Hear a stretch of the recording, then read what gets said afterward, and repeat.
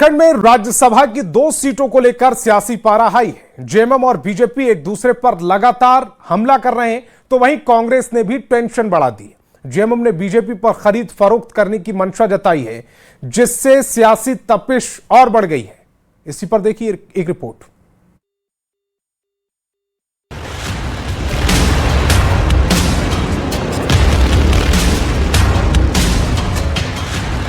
झारखंड में राज्यसभा चुनाव को लेकर सियासी सरगर्मी तेज हो गई है। चुनावी मैदान में बीजेपी की एंट्री से मुकाबला दिलचस्प हो गया है। बीजेपी की घोषणा ने जेएमएम कांग्रेस की टेंशन बढ़ा दी है। मतदान 18 जून को होना है। ऐसे में जेएमएम की ओर से टिकट को लेकर मंथन जारी है। इस पर सबकी निगाहें टिकी हुई है। रेस में कई नाम शामिल है, जिससे चुनावी मुकाबला और रोचक हो गया है। झारखंड विधानसभा में 81 सदस्य हैं। ऐसी स्थिति में राज्यसभा चुनाव जीतने के लिए किसी उम्मीदवार को प्रथम वरीयता के 28 वोटों की जरूरत होती है। कागजों पर सत्ताधारी गठबंधन के पास जरूरी संख्या बल मौजूद दिख रहा है। जेएमएम के पास 34 विधायक है, कांग्रेस के पास 16, आरजेडी के पास 4 और भाकपा माले के पास 2 विधायक है। इस तरह गठबंधन के विधायकों की कुल संख्या 56 हो जाती है, जो कि दोनों सीटें जीतने के लिए ठीक जरूरी संख्या है। हालांकि बीजेपी ने चुनावी मैदान में उतरने की घोषणा कर दी है, जिससे सत्ताधारी दल को डर सताने लगा है। झारखंड मुक्ति मोर्चा की यहाँ सरकार है, सरकार में शामिल होने की बस एक कागज पर बातचीत होती है, बाकी कहीं भी कांग्रेस को कुछ महत्व यहाँ सरकार में मिलता नहीं है। वो याचक की भूमिका में। वहीं दूसरी ओर बीजेपी के पास 21 विधायक है, जबकि आजसू पार्टी, जेडीयू और एलजेपी-आर के पास एक विधायक है।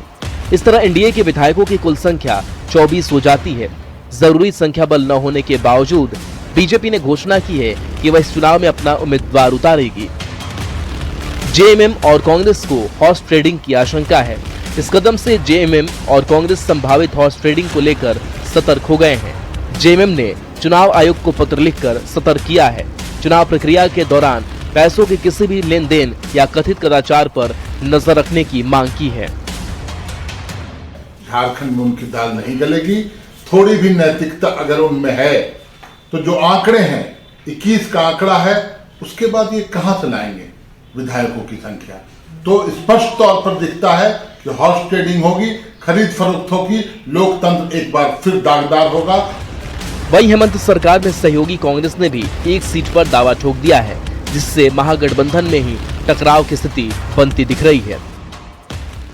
8 जून नामांकन की अंतिम तिथि है। राज्यसभा चुनाव के लेकर के कांग्रेस पार्टी ने अपनी भावनाओं से गठबंधन के नेता हेमंत सोरेन जी को अवगत करा दिया है। हालांकि राज्यसभा चुनाव से पहले ही सियासी संग्राम ने झारखंड की पारा को बढ़ा दिया है। अब सबकी निगाहें टिकट पर हैं। पक्ष विपक्ष दोनों में हलचल तेज हो गई है। तो वहीं जेएमएम की ओर से परिवार के ही किसी सदस्य को चुनावी मैदान में उतारने की उम्मीद जताई जा रही है। अब देखना होगा कि राज्यसभा चुनाव में किसका पलड़ा भारी होता है। रांची से निरंजन सिंह की रिपोर्ट। झारखंड राज्यसभा चुनाव में दावेदारों की बढ़ती कतार से महागठबंधन में ही असमंजस की स्थिति दिखाई दे रही है। इसी बीच सोरेन परिवार से जयश्री सोरेन और माले विधायक अरूप चटर्जी की दावेदारी ने सियासी चर्चाओं को और गर्मा दिया है।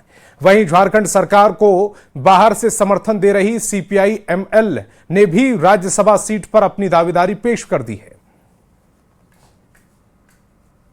चुनाव लोकतंत्र में किसी को भी मना नहीं कर सकते हैं। अगर आप चाहिएगा तो आप भी राज्यसभा के उम्मीदवार बन सकते हैं।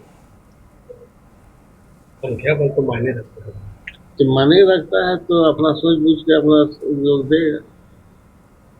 जो उम्मीदवार उतारेगा वो अपना संख्या बल देख के उतारेगा। संगठन ने दावा किया है, इसलिए दावा किया कि हमारी संगठन जो है मंत्रिमंडल में नहीं है, तो स्वाभाविक बात है हम लोगों की भी दावा बनती है जो राज्यसभा में हम लोगों की भी एक सीट दिया जाए।